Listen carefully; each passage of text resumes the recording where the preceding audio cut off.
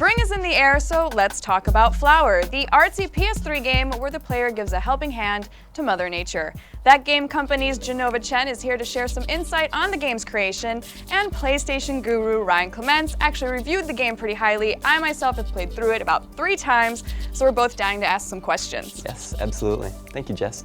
So Jenova, you and I have met a few times before Flower's release, and so what I want to know now is just what interests you about this game. And I think maybe if we could start with one of the first things you see when Flower boots up, besides the credits, which is the room that serves as the hub for all the levels. Sure. The storyline, or the game, is very much about how we can preserve that familiarity towards the urban life, meanwhile give the player exciting adventure towards the nature. I realized one thing, that is, after the initial high, you go into that space, in about 5 minutes you feel lonely, then you feel nervous. I think it's the fact that there's nothing related to human, to civilizations. It feels unsafe. And I find if I add a little house, in the distance, or a skyline of city somewhere, it feels a lot better. I think it's just kind of irony that, as a human who grew up in the city, we wanted to venture out to the nature, but then we also can't completely detach from the nature. So right at the beginning, we are in a room that is kind of the extreme version of urban minus nature. So it's the downside you would remember as a man who lived in a city. Outside it's just noise and gray. And but then you zoom into a flower.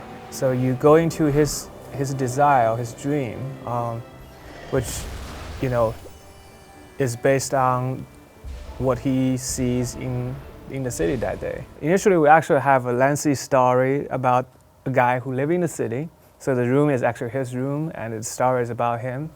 And we write up all the things about him, but then as we develop the game, we find the gameplay is so abstract. It's so simple. It feels too much to have a story of a human being. And so we kind of basically cut out the entire story of the guy, but we left his room to be the thing that's driving the game. Cool. So Jenova, one of the things I was hoping you could talk about is just some of the inspirations for this first level here and how you arranged it in this way, because I feel like this level has some of the best arrangement in terms of the design of how the flowers are structured. Well, is it the best or is it the easiest? Maybe a little bit of both. I think basically early on when we create the level, it's a lot more organic. We did a lot of playtest. We did more playtest than any AAA game actually for this particular game, because we know people's gonna be like, what the heck is this game? What am I supposed to do? So we wanted to make the first level very apparent in terms of where you're supposed to go. So we kind of, tried a lot of different ways. We tried a version where it's like a star and you kind of follow the path, and people just get lost. And because this is the very first level, they don't really understand how to play with the controls yet. We noticed a lot of new players, they would like to fly very high and then they look down, and we were like, maybe we should just make the grass some kind of graph they can guess what they need to do. So it's very tutorial level. Well, I found what was interesting is that it is very a peaceful world. Obviously, you do kind of have an enemy in the fact that you have this urban jungle that's attacking nature, and yet earlier you said, well, when we were making and designing the game, we found it was a lot easier for the player to kind of feel the peaceful nature of nature by having like a house right in the background. So now all of a sudden your like beneficial centering object, which is the city that you have in the background, becomes your enemy. So was that a conscious choice or? Okay, so as I said, I love city and urban life, and I also like nature, so I never wanted to make this game an eco-terrorist game, which is like, oh, our urban civilization is bad, so the nature is taking over. I think, that's just not absolutely correct to most of the people. So when we design the level in the city, we actually want to have this feeling that you are here to help the city, to awaken the life that's hidden and that's sleeping in this fallen city.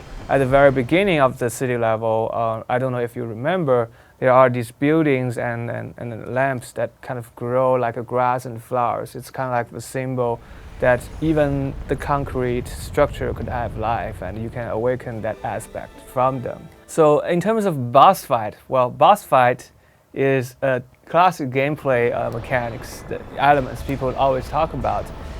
But I think in Flower, we shouldn't really say it's a boss fight because the boss doesn't fight back. It's more of a trying to create a climax, to help the players' emotions to reach a high and then release them, so that they can have, a much better experience to think about the game. So we were thinking about, well, what could be, the boss, well, the climax. So we introduced this concept of these kind of gridders, like they are kind of organic, but also, very sharp. And a lot of people see connection of them towards, the garbage, see them connection to industrializations, because we intentionally trying to make it vague, because we don't want to say, this particular industrialization is bad. Really what you do in the end, you just purify the negativity and awaken the positive.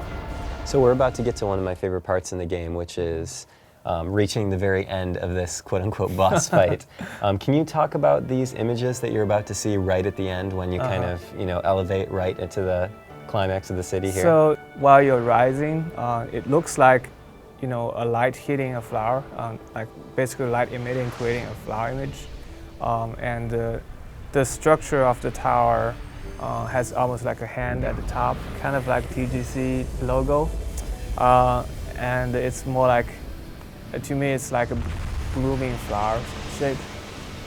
And then there's the window seal. And I'm actually curious how you feel about when you first see the window and the flower pot at the top. Well, personally, I think it's sort of creating that loop where you start off every level in the beginning of the game in the room, kind of going through into the flower's dream. And in that, you're sort of going from the dream back into reality and going through that window and kind of completing the entire cycle. Wow. That's the interpretation. I guess what he said. Yeah. Yeah, same thing. So yeah, that's the answer. There's only one. All right, well, that's awesome. Well, I hate to wrap this up, but we're running out of time. Thank you so much. It's very cool, and it's actually great to see games that aren't your typical first-person shooter for a change. For you at home that are interested, and why wouldn't you be, Flower is now available on PSN.